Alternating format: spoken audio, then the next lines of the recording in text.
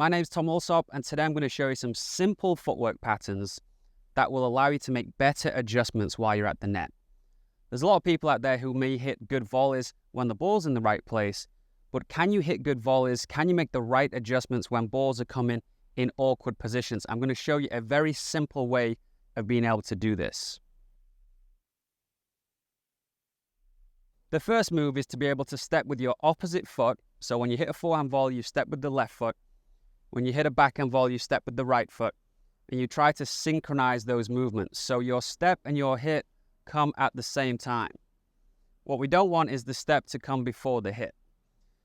Now, in reality, when we're watching the best volleyers, the hit will come slightly before that foot hits the ground.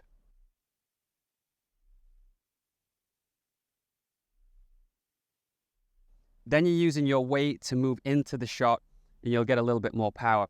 But it's a little bit easier to think about that move as a synchronized movement. And in my experience, what happens when people try and synchronize it is they usually do get that contact point slightly before the step, which is, again, exactly what we want.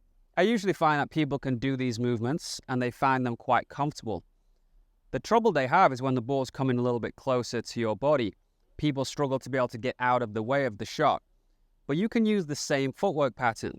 So if the ball's to the side, I might step with my left foot across like this. But if the ball's coming a little bit closer, I can do the same thing. I can take this left foot and I can step it this way.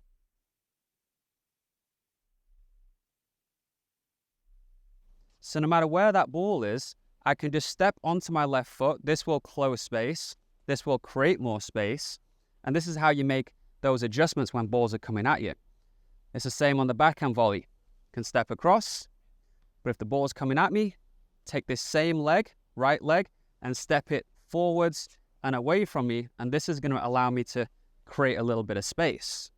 The error that a lot of people make when they're doing this is they step sideways. So if the ball's coming at them and they're hitting a forehand volley, they'll step across this way, but you don't really create much space. You need to be able to turn your body a little bit. So this left foot needs to move diagonally. That allows me to turn my body and to be able to hit the ball from a little bit closer. So imagine the ball's coming right down this line here. I'm going to step diagonally across, turn my body, and I can play the shot from here. If you go this way, you don't really create a lot of space. Now, as you do this move and you step into the side diagonally, you can also slide a little bit further. So if I go this way with my right foot, I can slide this left foot to get it a little bit closer to me, because it might not want to be like this. Can slide, and I can also slide this leg behind my other one to create more space and to stay sideways. So it's the same movement, stepping this way, but I allow my other foot to move and slide behind. Same on the forehand side.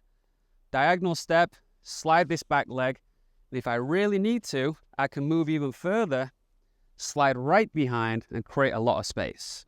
Now here's what you have to do to have extremely good movement at the net. Rather than hitting a forehand volley by just keeping this right foot there and stepping on the left, and on a backhand volley keeping this left foot here and stepping on the right, we got to first of all move that outside foot, because the ball isn't always just right there. So as this ball's coming, I'm going to make sure my backhand volley is off of my left foot. So I'm going to step my left foot first and then step onto the right. Same with the forehand volley. Going to step on my right foot, find that ball, move a little bit closer to it, and then step onto my left foot.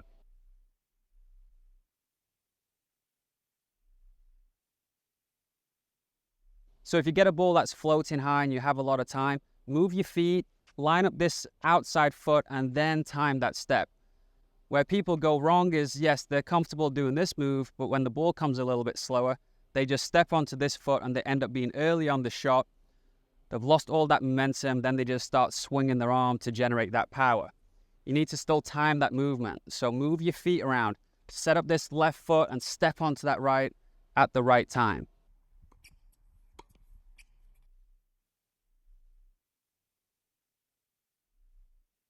Now, once that footwork's starting to get real silky, when the ball's coming at you, you can do the same thing.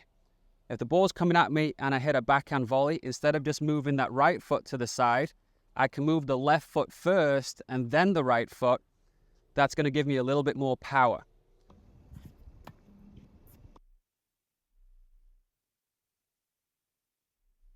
Same on the forehand volley. Instead of just going left foot, there's nothing wrong with that. You can go right foot first and then time that step.